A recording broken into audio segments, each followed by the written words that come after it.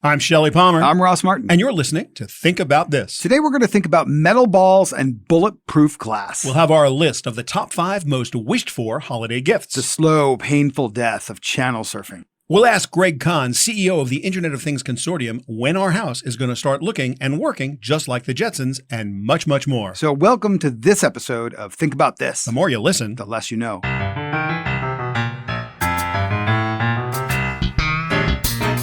So, Shelly, Elon Musk just engineered another moment in culture. I'm sure you saw it. Mm-hmm. We've been waiting for this for a while. Yep. And it was what he's calling the Cybertruck. Yes. So he unveils it. I've never seen anything like this. It's got more power than a Ford F-150. It ostensibly performs better than a Porsche 911. It's all-wheel drive. It can carry 3,500 pounds. It can tow 14,000 pounds, and the thing can go from 0 to 60 in 2.9 seconds. Here's the other thing about it. You could drive this thing 500 miles on one charge, which is insane. So he unveils this thing, and I forgot. It's bulletproof. So you can't break it, right? So if you happen to be driving in Afghanistan, This is definitely the car that you want. Except during the demonstration, he's talking about how powerful the windows are. And he takes a metal ball and throws it at the driver's side window, thinking it's just going to bounce off. How'd that work out? Oops, guess what it did? Yeah, I know what it did. It broke the freaking window. Yeah. So all this said, and I know we're all psyched to see the new Tesla, blah, blah, blah, whatever. I'm asking you to think about this question. Go ahead. Shelly Palmer, I thought we were going to get flying cars. We're going to get them. Bell had the Nexus passenger drone on display at CES 2019, and it was amazing. It needed a pilot. It wasn't approved by the FAA, but it was on its way to doing that. Uber's got their Elevate idea. We're going to see flying Ubers pretty soon. Spectacular technology, and you're going to get there, Ross. It's going to get you to Kennedy Airport in just a couple minutes and be less expensive than a helicopter. Cross your fingers.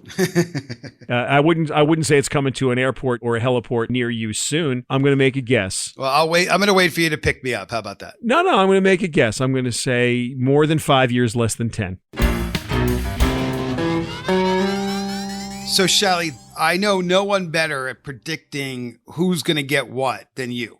So you might not get what you want, but I think you know what you want, and I think you know what everyone's going to get. So I do have some information and intelligence from the Consumer Technology Association and other sources about what people wish for this year and what people are actually going to go buy. Let's do our top 5. The 2019 holiday wish list. Now, knowing that about 186 million adults in the United States plan to purchase a technology gift this season. Coming in at number 5, wearables. Yep, wearables. Down from number 4 in 2018, wearables are the number 5 thing people are wishing for this holiday season. Yeah, but Shelly, you on our very last episode, you said wearables are dead. Yep, and they pretty much are. The number 1 wearable in the wearable business is the Apple Watch. And Apple Watch Series 5 has everyone's attention because of its always-on screen. If you remember the Series 4 and earlier, when you put your wrist down, the screen went dark to save battery. But Apple's figured out how to keep that screen on all the time, and that makes people smile. Pretty much everybody else's wearables are where they were. There's purpose-built wearables like for training. There's medical monitoring wearables. The step counter thing is not happening anymore. Mostly this is shored up by the Apple Watch. Okay, coming in at number 4, tablets. Tablets are not dead. They're down from number 3. I don't know, Ross, did you need a new tablet this year? Are you wishing for one? No, why would you wish for that? Because tablets can be awesome. Chromebooks and small, inexpensive laptops have certainly taken a lot of steam out of the momentum there. So down from number 3 in 2018, the number 4 slot on the wish list, tablets. Okay, I get it. But the next one I do not get at all. Coming in at number 3 on the 2019 holiday wish list, televisions. Well, basically, Ross, everybody who wants a flat screen owns a flat screen. In 2018, it was the beginning of 4K. Everybody thought that was going to mean something, and prices came down incredibly in 2018. People just loaded up on TVs, down from number 1. Number 3 on everyone's wish list this year is a yawn television. Okay, coming in at number 2 on the 2019 holiday wish list, smartphones. Up from number 3 in 2018, you may have thought the smartphone business was dead, but clearly it isn't. You gotta blame Apple for that. Yeah, the 3 cameras, you can make fun of them, but wow, do they take great pictures, and everybody wants a smartphone. Up to number 2 on the 2019 holiday wish list. Okay, we're down to number 1. Drum roll, please. And the number 1 most wished for gift on the 2019 holiday gift wish list is laptops and notebook computers. I almost can't believe it. Chromebooks are inexpensive and they become very powerful, and certainly Microsoft has done a good job. Apple, I don't know. They just came out with a 16-inch MacBook Pro. It is beyond expensive. So I guess if you say wish for, sure, I wish for a $9,000 laptop. I can't wait to get one. I just don't know if it's ever going to happen. Well, get in line behind the 186 million other United States adults who are wishing for the same thing. So that does it for the holiday wish list. Hey, Ross. Hey, Shelly. How are you, man? Had a great weekend. I had an amazing weekend. I cut the cord this weekend. What do you mean? I finally went all internet all the time and no more like video package. Just you actually did that to your family? I did. We have super duper internet and all kinds of stuff. YouTube TV Plus, Disney Plus, Apple TV Plus, Hulu, Netflix, you name it. We got it. It's so streaming. Shelly Palmer has officially cut the cord. Yes. This is a big moment. It was a big moment for me. However, something crazy happened. What changed? Well, think about this. I used to watch television by watching television. And what was watching television? I would get a couch and a remote control and a bag of salty snacks and an adult frosty beverage, and I would go veg in front of the TV. As a matter of fact, there's a well-known behavior. Hey, Shelly, what are you going to do? I'm going to watch TV. What are you going to watch? I don't know. I'll find it when I get there. And what's that called, Ross? Surfing. Channel surfing. And you know what it means now? No. It means nothing. Because you can't. No, there's no more channel surfing. Wait a minute. So now I'm picturing you've got your thumb on the up button or the down button. Occasionally you'll go to the last button to get back to where you were before. Mm-hmm. And you're saying now none of that matters. No, it doesn't matter. And by the way, if you're under the age of like 30, then none of this matters. That's never going to matter. You don't even know what we're talking about. We will tell our children, remember when there was channel surfing in the oldest. But you know what? It's an ingrained behavior. Yeah. I spent my whole life becoming awesome at this. By the way, I will claim awesomeness at it. And I don't mind that I'm old. I will claim awesomeness. I can watch 4 football games, an episode of Law & Order, an episode of How It's Made, and I'll beat Bobby Flay all at once and never see a commercial. I don't want to watch commercials. It's kind of against my religion. But now, with my channel surfing over in my new cut cord world. Well, now you actually have to think about what you want to watch. Not only do I have to think about what I want to watch, when a commercial comes on in an AVOD environment, what are you going to do? What are you going to do? I don't want to watch it. I haven't DVR'd it.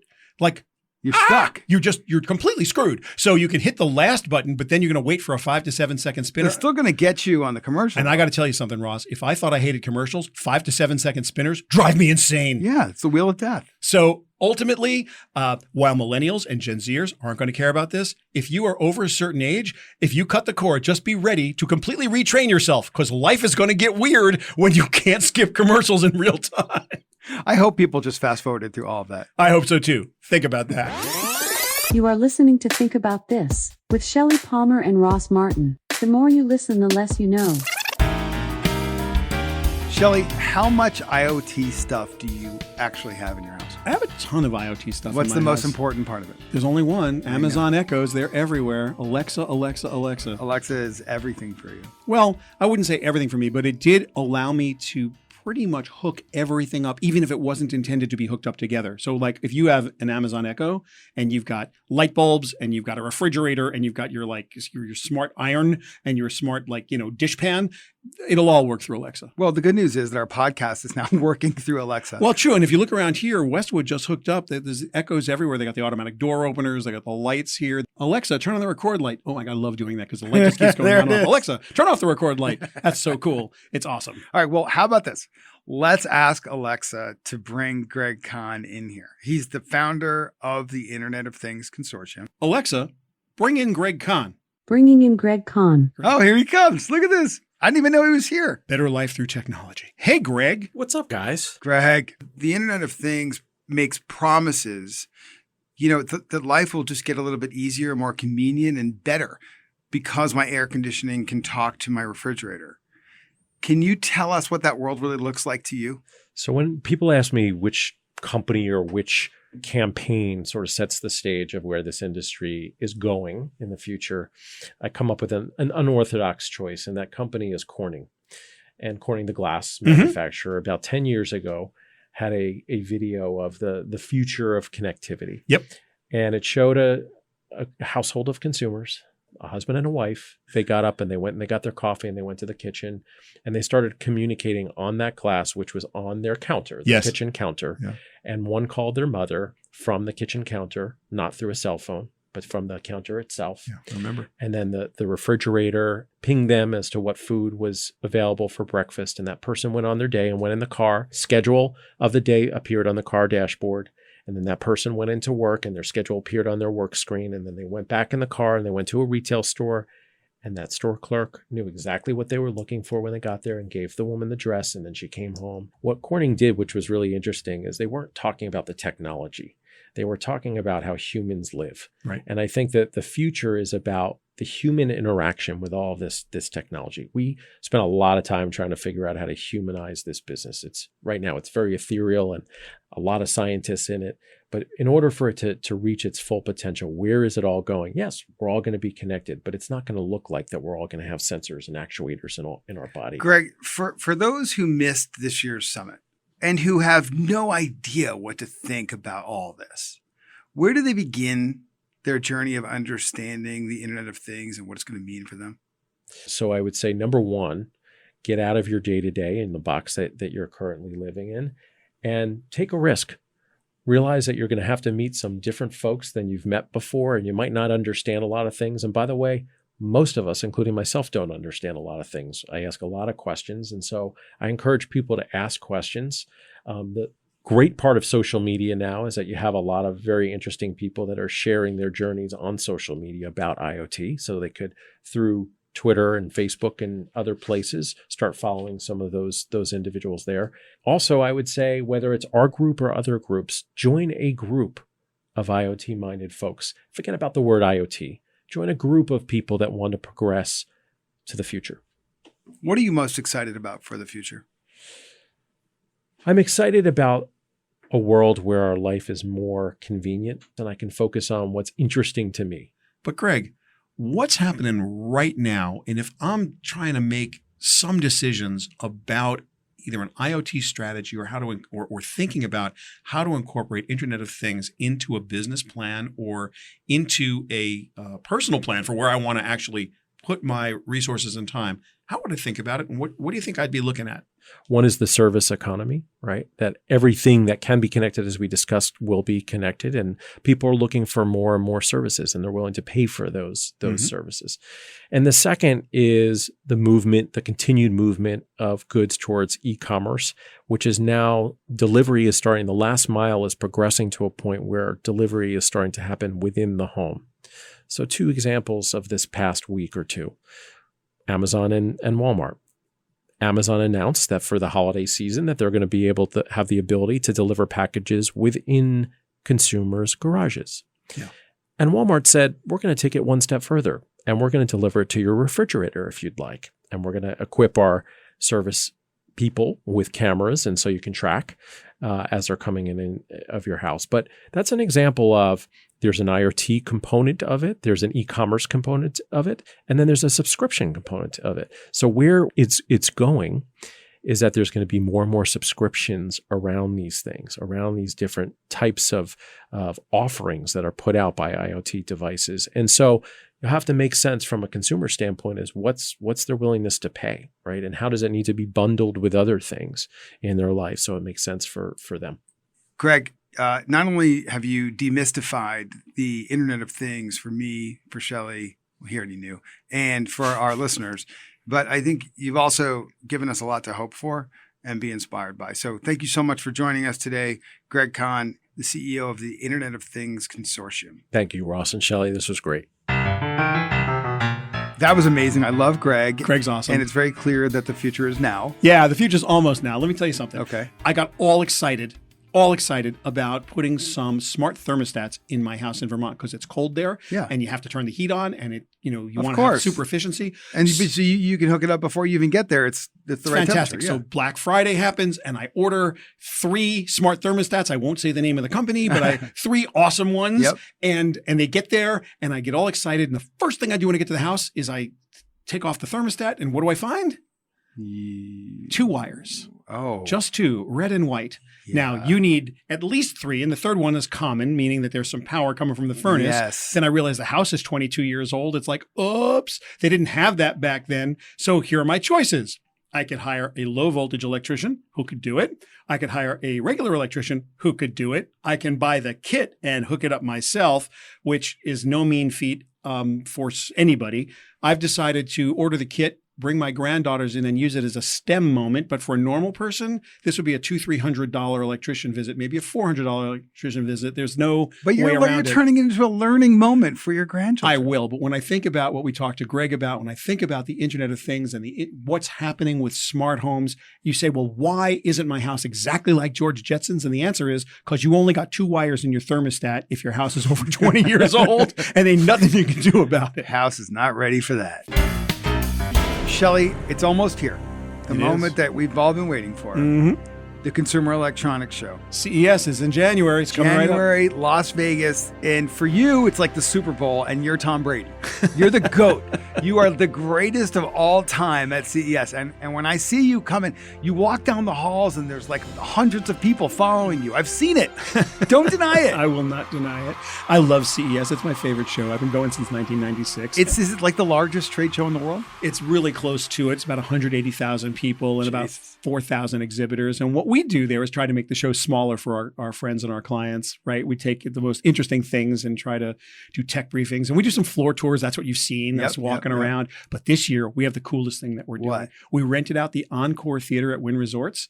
It's this wonderful 1,500-seat theater. I saw Smokey Robinson there. 1,500? Yeah, it's awesome. And we're going to do, and by the way, we, meaning you and I, are going to be on stage. I'm going there? You are. You're going. You and I are going to star in the Shelly Palmer Innovation Series Summit, which takes place in the middle of CES, in the middle of Las Vegas, and we're super psyched. Who's about going to it. be there? So I've got Samsung is going to talk about the future of technology the way they see it. Got it. Facebook is going to come and talk to us about data and data science and trust and let's say some political advertising and other things they want to talk about. Hello. Yeah. And then we're going to have Google come in and talk about AI bias. And, Google Translate is the largest AI project in the world. And we've got the head of that group, Barak Turovsky, is going to come in and talk about all of the crazy that goes around having the biggest AI project in the world. So this used to be a pretty big thing, but now it's like a ginormous thing. It's gotten bigger. And you're saying this is because I'm coming. Mostly it's there. What would you like me to wear? So I think what you need to wear is a Ross Martin original outfit, because if they don't see you dressed as you are this moment, they won't have the authentic Ross Martin So experience. athleisure with a flair of elegance. Yes, that would be perfect. Okay. And I'm going to basically wear a button down and a blazer, but you know me. Oh, there's one more thing. Yes. Our friends at Westwood One, Yes. they're going to be with us too. You're kissing ass. I am seriously kissing ass, and that's just what it is. But take nothing away from the idea that you and I are going to have an incredible time with 1,500 of our closest friends as we talk about the future of technology. What's coming? What's next? What it means for your business. That's what we're going to do. I can't wait. It's going to be super We'll see you awesome. guys there. So, Shelly, earlier in the show, we did our top 5 countdown of the most wished for holiday gifts this year. Yeah, we did. But now we're going to move on to probably a more important top 5, which is the gifts that you're actually going to get. So the Think About This podcast presents the 2019 holiday gift list. Are you ready? I'm ready. Okay.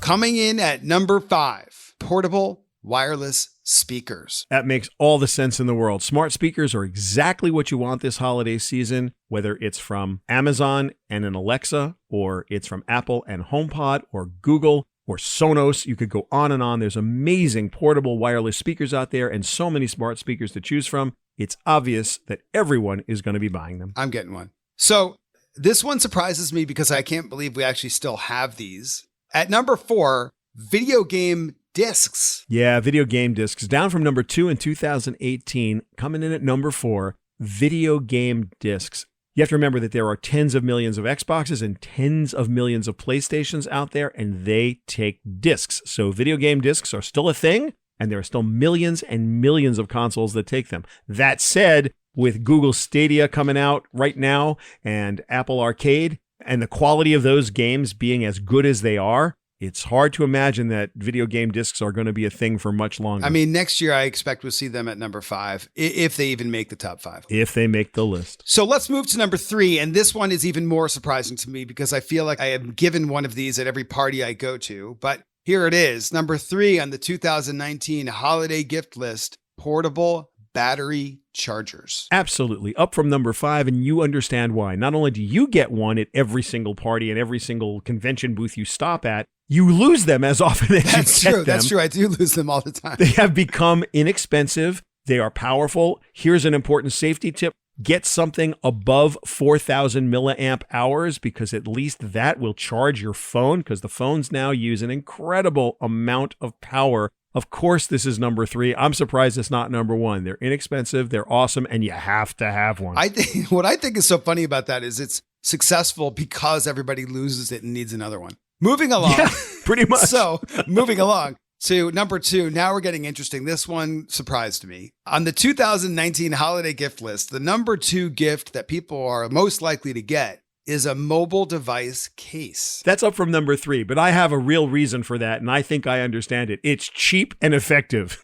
Hi, I brought you something. Look. And it's basically $20 and you're out. Also, it's like an easy way to, express yourself. And people like to change those up a lot. Most of my friends go through 2 or 3 different looks a year. They're truly inexpensive enough so you can give them as a gift, and if no one likes it, they can take it off and get another one. Okay, drum roll, please. The 2019 holiday gift list, number 1 gift this year will be headphones and earbuds. Absolutely. There's no questions asked. In 2018, everybody wanted headphones and earbuds, and right now, everybody wants headphones and earbuds. The new Apple AirPods Pro at $249 are probably going to sell like hotcakes. They're crazy expensive because they're from Apple. There are so many other choices out there that are less expensive and very, very good. So if you don't have an iPhone to integrate your AirPods with, then any wireless earbud's going to do. And of course, if you're looking for headphones, there are so many great noise-canceling headphones out there. There are too many to mention. So it's going to be the number 1 gift this holiday season. Well, Shelly, for sure. I found this incredibly helpful to our listeners. I hope you did too. The 2019 holiday gift list: portable wireless speakers, video game discs, portable battery chargers,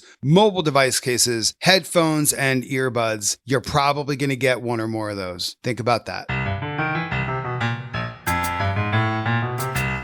Shelly, we're getting a lot of positive and negative feedback to our tagline. The more you listen, the less you know. Yes, so people want to know, what does that actually mean? Well, what it does mean is the more you listen, the less you know. Well, what I mean, Shelly, is supposing you had them to Moises. Excuse me?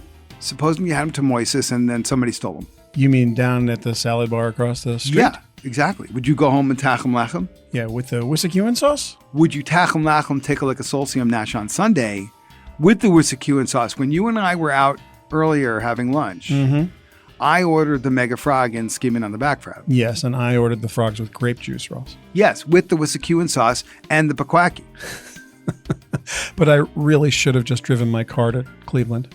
That's actually a good idea. Thanks for downloading Think About This with Shelly Palmer and Ross Martin. If you think you know even less than you did before, just wait until our next episode on the Westwood One Podcast Network.